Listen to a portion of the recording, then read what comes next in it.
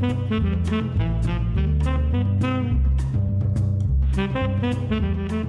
and welcome to the History of Africana Philosophy by Chike Jeffers and Peter Adamson, brought to you with the support of the King's College London Philosophy Department and the LMU in Munich, online at historyofphilosophy.net.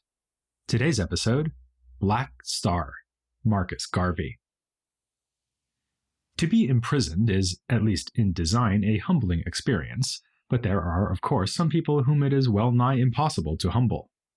In February of 1925, Marcus Garvey, arguably the most popular black leader in the world at the time, was brought to the Atlanta Penitentiary after having been convicted of mail fraud, a federal crime in the United States. His first night there, he composed an open letter to his followers that included the following lines: "If I die in Atlanta, my work shall then only begin, but I shall live in the physical or spiritual to see the day of Africa's glory. When I am dead, wrap the mantle of the red, black, and green around me, for in the new life I shall rise with God's grace and blessing to lead the millions up the heights of triumph with the colors that you well know. Look for me in the whirlwind or the storm. Look for me all around you, for, with God's grace, I shall come and bring with me countless millions of black slaves who have died in America and the West Indies, and the millions in Africa to aid you in the fight for liberty, freedom, and life." The messianic language here makes it obvious how utterly unhumbled Garvey was, even at this apparently low moment in his life. This is not, however, a case of someone completely deluded about his own importance, for there were, in fact, followers of Garvey throughout North America and the Caribbean, and also in Africa and Europe, who fervently believed, like he did, that he was the greatest leader of his people. His organization, the Universal Negro Improvement Association, is unmatched by any other that came before or after it in its reach, its ability to unify large numbers of black people across the black world. A notable example of his lasting influence is the fact that the UNIA flag that he asked to be wrapped in, the one that is red, black, and green, has become the most widely accepted Pan-African flag. So much so that we naturally signified the scope of this podcast, the fact that it spans the African continent and the diaspora, by using those colors in the podcast logo. Though we have borrowed that symbolism, we will not be casting only a positive light on Garvey. It's impossible to deliver a full account of Garvey's movement and legacy without explaining why, for many, both in his time and still today, he was no hero, but rather a villain of black history. W.E.B. Du Bois famously feuded with Garvey, a conflict which took on a harshness never seen in the earlier conflict between Du Bois and Booker T. Washington. Du Bois once wrote, for example, that Garvey was either a lunatic or a traitor, and then strongly implied that the truth is he was both. In recounting his life and activities, we'll let you decide for yourself how to see Garvey, but we do want to insist that anyone interested in the history of philosophy should take him seriously. His enemy, Du Bois, has increasingly been recognized as one of the 20th century's great philosophical minds, whereas Garvey is seldom mentioned in discussions of philosophy, even though his thought has always been most widely available to the reading public through a collection entitled The Philosophy and Opinions of Marcus Garvey. Taking Garvey seriously certainly does not mean treating him as Du Bois' equal with regard to subtlety, depth, and breadth. It doesn't even mean treating his activity as a thinker as being equal in importance to his stature as the organizer of a movement, although separating those two things is not so easy to do. The point is to recognize how inescapably central he was to the development of Africana philosophical thought in the 20th century. He more or less reorganized the world of black ideas to revolve around himself, whether through influence or antagonism. Garvey was born on August 17, 1887, in St. Anne's Bay, a small town in Jamaica. You might remember Du Bois' story of being rebuffed by a newcomer in his class during a game of exchanging visiting cards. Garvey, too, wrote of being introduced to racial consciousness through a painful interaction with a white girl, in his case, a next-door neighbor with whom he grew up playing. Once they reached the age of 14, things changed. Her parents decided to draw the color line, as he put it, sending her to Scotland and forbidding her to contact him. It was then, wrote Garvey, that I found for the first time that there was some difference in humanity, and that there were different races, each having its own separate and distinct social life. Garvey might have responded by working to break down racial barriers. Instead, he tells us, "After my first lesson in race distinction, I never thought of playing with white girls anymore, even if they might be next-door neighbors." Thus began what would over the years become an outspoken dedication to the principle of staying with your own kind. As a young man, Garvey became a printer's apprentice in Kingston, the capital of Jamaica. He rose to a position managing others, but then got an early taste of political leadership when he joined and played a leading role in a print workers' strike. The failure of this strike became an example for Garvey of the kind of politics he rejected. He also got involved in the National Club, Jamaica's first nationalist political organization, along with W.A. Domingo, who we first introduced in the episode on the early rise of African American socialism. Domingo later claimed to have been the one to introduce Garvey to Edward Blyden's Christianity, Islam, and the Negro Race. Yet again, we see how influential Blyden was in this period. While figures like J.E. Casely Hayford represent his legacy in West African thought, there is perhaps no better example of his influence on those in the Americas than Garvey. We now follow Garvey from Jamaica to Costa Rica, where the United Fruit Company employed many from the British West Indies. While working as a timekeeper for the company, he also engaged in journalism. Having already briefly put out a newspaper called Garvey's Watchman in Jamaica, he put out a bilingual newspaper in Costa Rica called The Nation or La Nación, using it to criticize injustice and exploitation. Going beyond Costa Rica, Garvey traveled extensively throughout Central America and spent time especially in Panama, where he also engaged in journalistic activism. Then, after returning to Jamaica, he left again to go to England, where he managed to attend some evening classes in law at Birkbeck College and continue his path into journalism by assisting with Dusé Muhammad Ali with his African Times and Orient Review. Ali was an Egyptian with Sudanese heritage and involved in such undertakings as the Universal Races Congress in 1911, the year before Garvey arrived. It was in the African Times and Orient Review that Garvey published his first widely circulated piece of writing, called The British West Indies in the Mirror of Civilization. It tells a history of the Caribbean, highlighting the violence and dehumanization that has been part of that history and criticizing racism in the current running of the civil service in Jamaica. A future-oriented final paragraph points the way toward Garvey's later ambitions.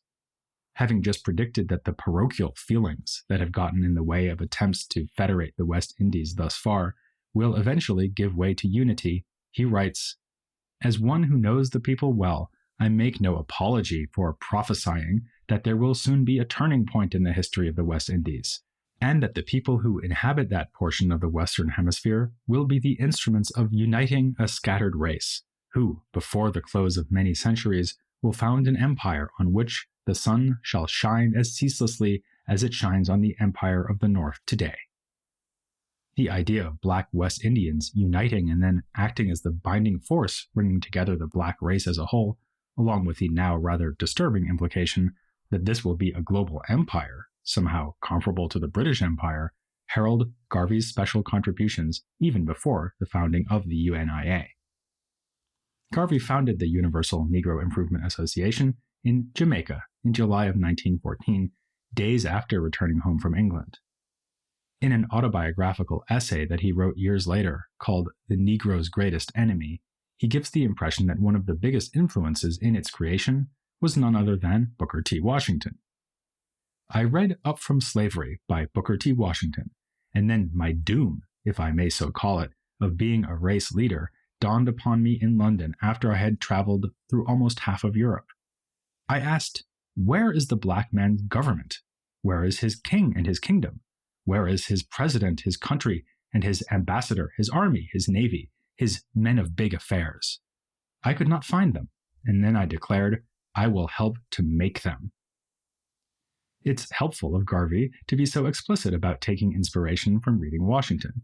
If only thinkers were always so clear about their influences. But how are we to understand that influence? It is not as if the questions he asks here can be found in Up From Slavery. Washington wanted to build a skilled black workforce, not a black army or navy. In part, Garvey is simply recognizing Washington as a successful leader in action and thus a potential role model for Garvey himself. Then, too, Washington was not just any leader, but one who promoted self-reliance. Garvey wants Black people to provide themselves with the authoritative structures that he sees as crucial to a functioning and flourishing modern society. Even if these are not structures that Washington himself sought to attain, Washington's promotion of self-reliant industry may have inspired Garvey to dream of what Black people can do for themselves. Finally, whatever else we might say about the passage, there is also the straightforward historical point that, once he got the UNIA going, Garvey aimed to create an industrial farm that could serve as a vocational college, on the model of Washington's Tuskegee. He did not accomplish that goal. The main activities of the UNIA in its early existence included musical, literary, and debating events. But its stated aims were, from the beginning, much grander: to establish a brotherhood among the Black race, to promote a spirit of race pride, to reclaim the fallen, and to assist in civilizing the backward tribes of Africa. In seeking to achieve these goals through his new organization, Garvey ran up against the problem that Jamaican elites were not interested in acknowledging their Blackness. Men and women as Black as I, and even more so, had believed themselves white under the West Indian order of society. I was simply an impossible man to use openly the term Negro, yet everyone, beneath his breath, was calling the Black man a Negro. These difficulties helped push Garvey to see what he could do with the organization in the United States. He was not in time to meet his hero at Tuskegee. Washington died in November of 1915, about 4 months before Garvey arrived. He began to establish himself in several ways. Garvey impressed listeners at Speaker's Corner in Harlem, where people like Hubert Harrison made a name for themselves, standing on soapboxes and capturing the crowd. Harrison lent a helping hand by having Garvey speak before him at indoor events, like the meetings of his organization, the Liberty League. Then, in July of 1917, the United States was rocked by a race riot in East St. Louis. Around 40 African Americans were killed, and thousands were left homeless after the burning of buildings. Garvey delivered a speech entitled "The Conspiracy of the East St. Louis Riots" that captured the evil of the moment. Characteristically, he suggested that Black disunity allowed such mistreatment to proceed. This gained Garvey further attention, especially beyond New York. Even before the speech about East St. Louis, Garvey had founded the New York branch of the UNIA. By the next year, 1918, membership grew rapidly.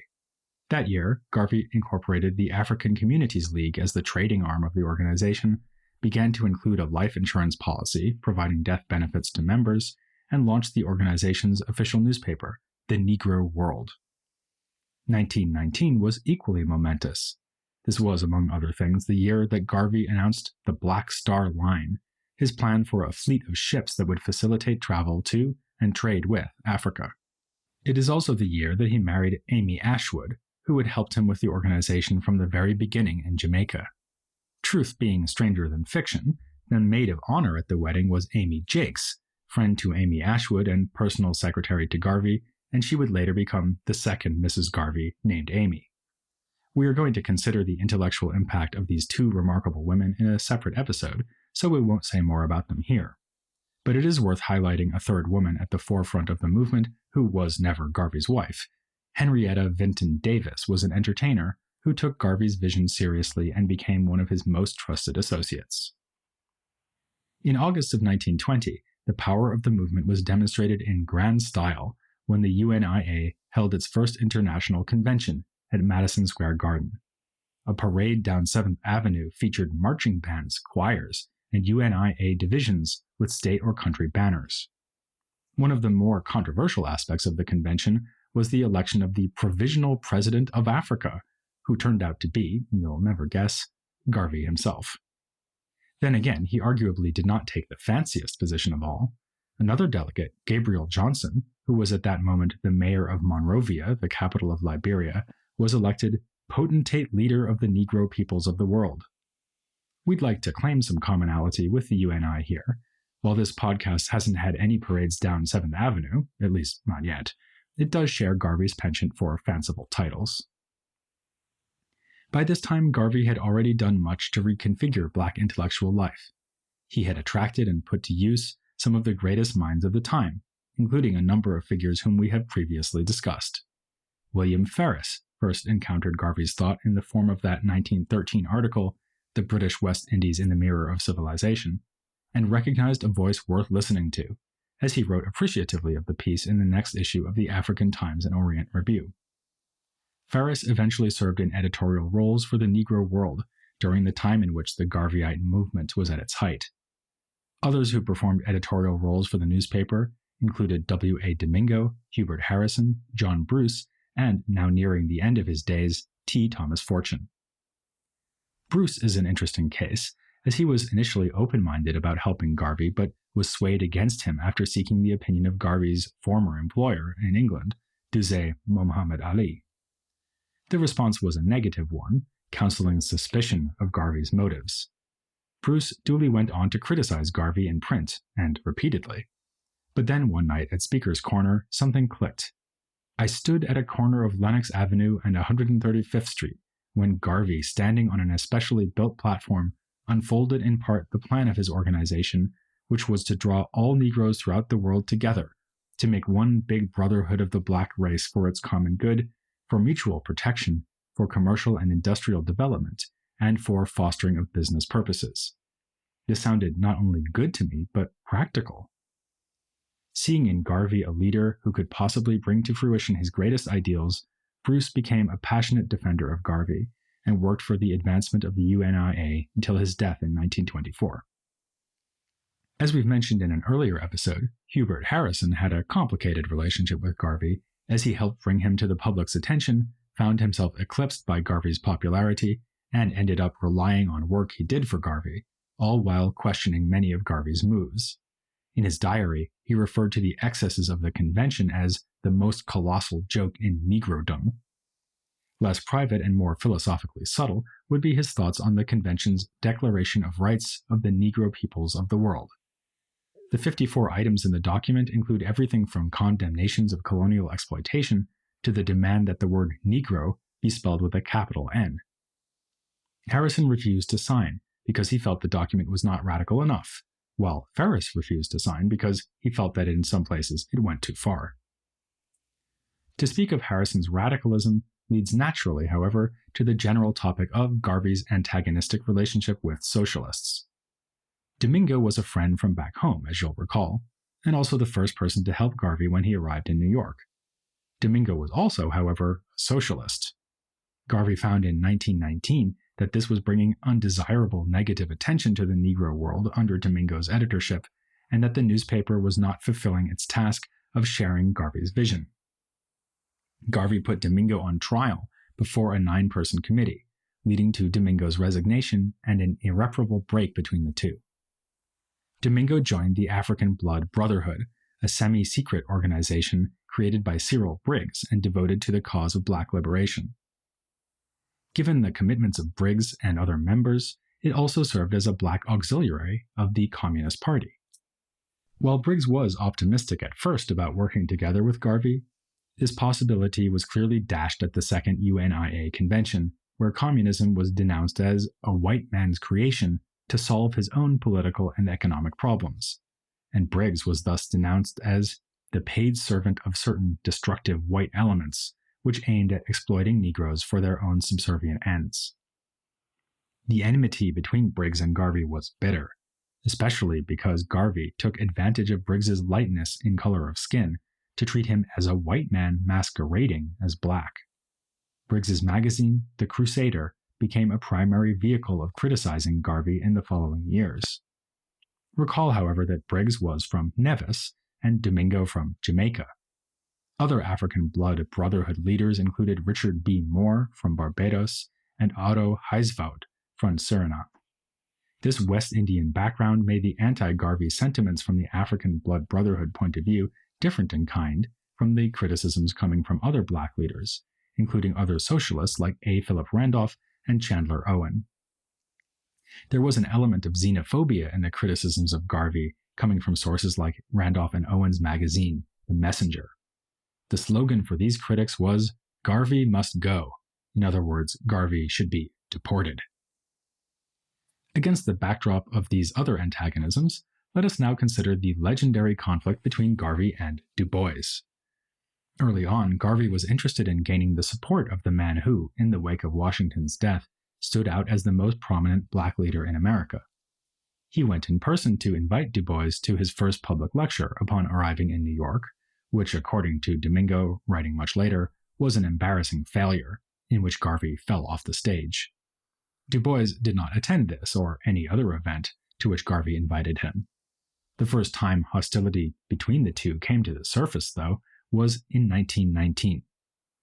Eliezer Cadet, a young Haitian man sent to Paris by the UNIA to intervene in the peace conference proceedings, failed to get a hearing. He blamed this on Du Bois, who had the more successful result there of organizing the first of his Pan-African Congresses. Garvey believed Cadet and proclaimed Du Bois a traitor to his race.